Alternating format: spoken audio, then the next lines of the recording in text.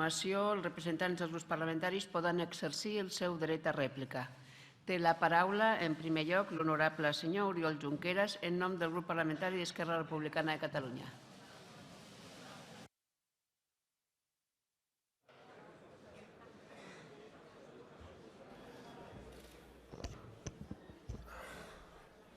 Reitero la salutació de bon dia a tothom.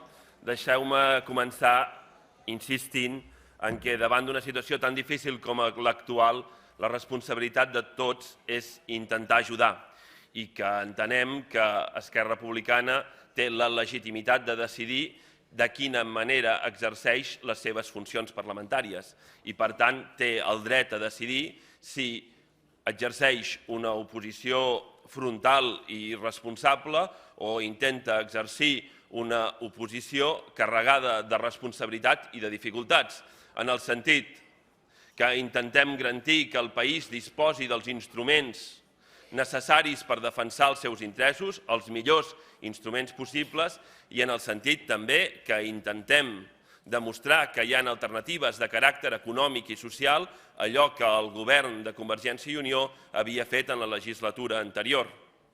I aquesta legitimitat la tenim més enllà del que puguin opinar els representants dels grups parlamentaris en aquesta cambra.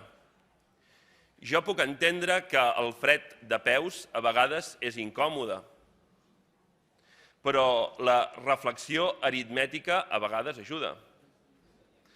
Ens agradi o no, el grup de Convergència i Unió té 50 diputats, que és més que el doble que el segon grup de la cambra, que és Esquerra Republicana de Catalunya.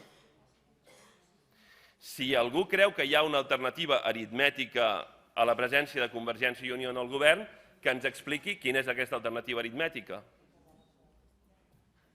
Quina és? Qui amb qui? Amb qui proposeu sumar?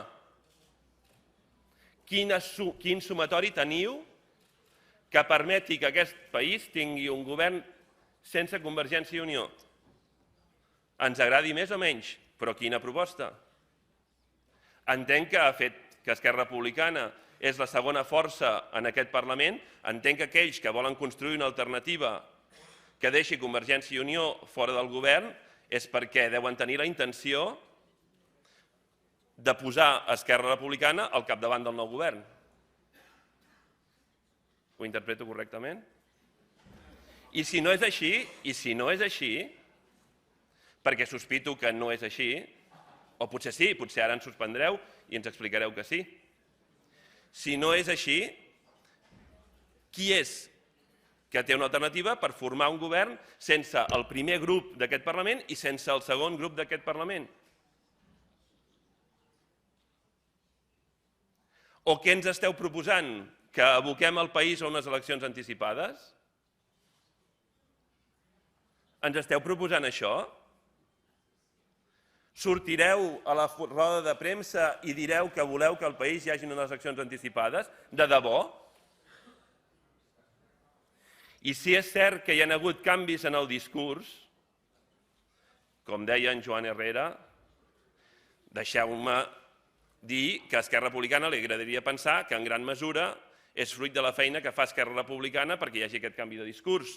I si és així, deixeu-me també fer una crida perquè ens ajudem els uns als altres a l'hora de consolidar aquest canvi en el discurs i a l'hora de fer-lo més fort. I això depèn també, una altra vegada, del compromís, de l'esforç i de la voluntat d'ajudar-nos els uns als altres, tots plegats. I si l'alternativa és confiar en el govern espanyol, aquesta alternativa podria tenir alguna credibilitat si el govern espanyol només incomplís respecte al govern i als ciutadans de Catalunya. Però quina credibilitat pot tenir una crida a confiar en el govern espanyol si el govern espanyol, tant el que encapçalava el PSOE com el que encapçala el PP, no només incompleix respecte als ciutadans de Catalunya, sinó que incompleix sistemàticament a tot arreu on té l'oportunitat d'incomplir? Si l'estat espanyol encapçala el número d'expedients oberts per violació de competència comunitària a la Unió Europea amb més de 400 expedients oberts per saltar-se directives europees. Però si l'estat espanyol té el rècord d'expedients oberts per infraccions mediambientals, però si l'estat espanyol encapçala l'índex de la misèria de la Unió Europea, que és el resultat del sumatori del percentatge d'atur i de dèficit públic, però si l'estat espanyol té el rècord mundial de suspensió de pagaments, és el país que ha suspès pagaments més vegades en la història de la humanitat, de debò ens demaneu que hi fem confiança?